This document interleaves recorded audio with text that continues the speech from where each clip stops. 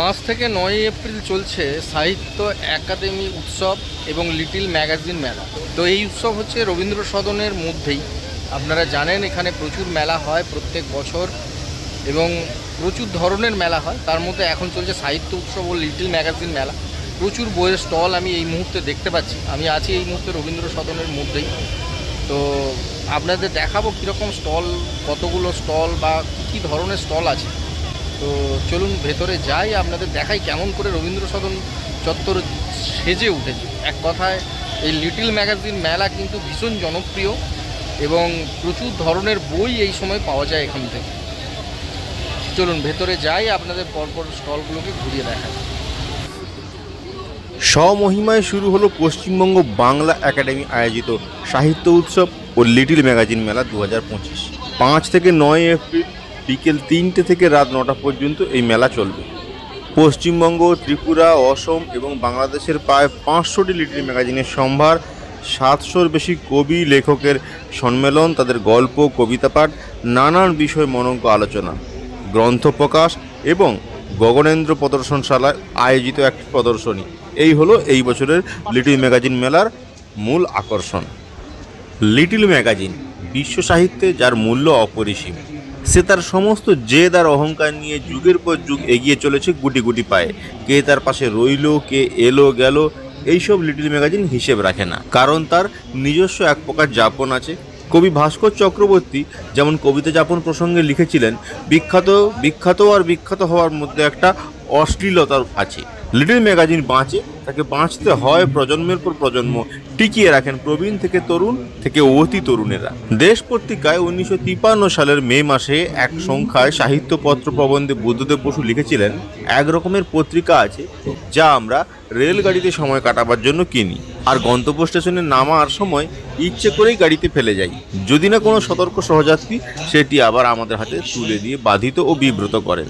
আরেক রকমের পত্রিকা আছে যা স্টেশনে পাওয়া যায় না, ফুটপাতে কিনতে হলেও বিস্তর ঘুরতে হয়, কিন্তু যা একবার আমাদের হাতে এলে আমরা চোখ বুলিয়ে সরিয়ে রাখি না, চেয়ে দেখে আস্তে আস্তে পড়ি, আর পড়া হয়ে গেলে গরম কাপড়ের ভাঁজের মধ্যে ন্যাপথলিন গন্ধি তরঙ্গে তুলে রাখি, জল, পোকা আর অপহরণকারীদের আক্রমণের হাত থেকে বাঁচাবার জন্য। এই ধরনের পত্রিকাই আসলে লিটিল ম্যাগাজিন। এটাই লিটিল ম্যাগাজিনের অহংকার। অনলাইনের যুগেও অত্যন্ত যত্নের সঙ্গে সম্পাদকরা প্রকাশ করে চলেছেন বহু মূল্যবান সংখ্যা। সুনীল গঙ্গোপাধ্যায়ের একটা কবিতার ছত্র ছিল এইরকম, যে মৃত্যু এবং মায়ের ডাক পরস্পর বিপরীত দিকে ছুটে যায়। আমি আরেকবার বলছি এই ছত্রটা, মৃত্যু এবং মায়ের ডাক পরস্পর বিপরীত দিকে ছুটে যায়।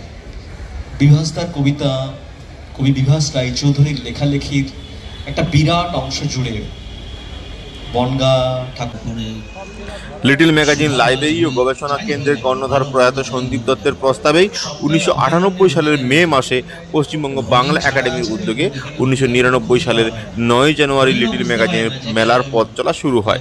এই লিটিল ম্যাগাজিন মেলার প্রদীপে প্রথম সলতে জ্বালিয়েছিলেন কিংবদন্তি কবি অন্নদাশঙ্কর রায়। একতারা মুক্ত মঞ্চে লিটিল ম্যাগাজিন মেলার উদ্বোধন করলেন এবার বিশিষ্ট সাহিত্যিক শীর্ষেন্দু মুখোপাধ্যায়। বিশেষ অতিথি হিসেবে উপস্থিত ছিলেন কবি অমিতাভ গুপ্ত। উদ্বোধনী অনুষ্ঠানের প্রধান অতিথি ছিলেন রাজ্যের মন্ত্রী ইন্দ্রনীল সেন। সভা মুখ্য হিসেবে উপস্থিত ছিলেন রাজ্যের মন্ত্রী ও পশ্চিমবঙ্গ বাংলা একাডেমির সভাপতি ব্রাত্য বসু।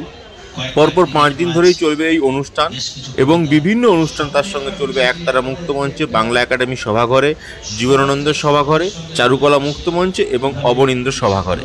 প্রয়াত সন্দীপ দত্ত একবার লিখেছিলেন, এইসব খাদ্য অখাদ্য তিমির ভিসারারের পাশে প্রকাশ পায় চেহারার চাকচিক্যহীন, মশলাদার প্রচ্ছদহীন অন্যরকম ভাবনা। চিন্তনের মননের সমৃদ্ধ লিটিল ম্যাগাজিন। তার পাঠক বহুধা এবং বিচিত্রগামী। সিরিয়াল পাঠক নন, সেরিব্রাল পাঠক, শিক্ষিত পাঠক। লিটিল ম্যাগাজিন তার যুগ হারিয়েছে, একথা অস্বীকার করার উপায় নেই। তবুও যে উচ্চমানের গুটি কয়েক পত্র পত্রিকা ব্যাটন শক্ত হাতে তুলে আছেন, তাদের কুর্নিশ জানানোর মঞ্চ এই সাহিত্য উৎসব। বাংলা ভাষার বৃহত্তম সাহিত্য পার্বণ চলছে এই মুহূর্তে রবীন্দ্র সদনে।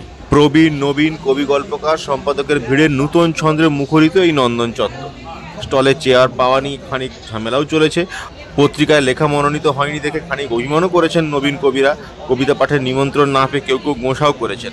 পুরনো বন্ধুকে দেখে কেউ ঝাঁপিয়ে পড়েছেন বন্ধুর কাঁধে, কেউ স্টল না পেয়ে এ প্রান্ত থেকে ও প্রান্ত ফেরি করেছেন তার স্বপ্নের পত্রিকা। এসব যতদিন থাকবে লিটল ম্যাগাজিনের প্রাণও থাকবে ততদিন। সমস্ত হাই রাইজ আর কংক্রিট পার করে লিটল ম্যাগাজিন থেকে যাবে মাটির হৃদয়ের চাষাবাদে। শুধু মুশকিল একটাই, আজকাল লিটল ম্যাগাজিন সম্পাদকরা পত্রিকার নতুন সংখ্যা ছাপার চেয়ে গ্রন্থ প্রকাশে তুলনামূলক বেশি মন দিয়েছেন। তাই স্টলগুলোতে নতুন বই যত আছে পত্রিকা তত নেই। তো এই লিটল ম্যাগাজিন মেলায় এসে আমরা যেন প্রাণ ফিরে পেলাম। তো আপনি যদি ইতিমধ্যে এই লিটল ম্যাগাজিন মেলায় এসে থাকেন, কমেন্ট করে জানান আপনার অভিজ্ঞতার কথা। আর এইরূপ অন্য ধরনের একটু মেলার স্বাদ আমরা আপনাদের দিলাম, কেমন লাগলো আপনাদের কমেন্ট করে জানাতে ভুলবেন না। আর সঙ্গে অবশ্যই থাকবেন পরবর্তী ভিডিওগুলোর আপডেট পাওয়ার জন্য। সাবস্ক্রাইব করে রাখুন। দেখা হচ্ছে আবারও খুব শীঘ্রই।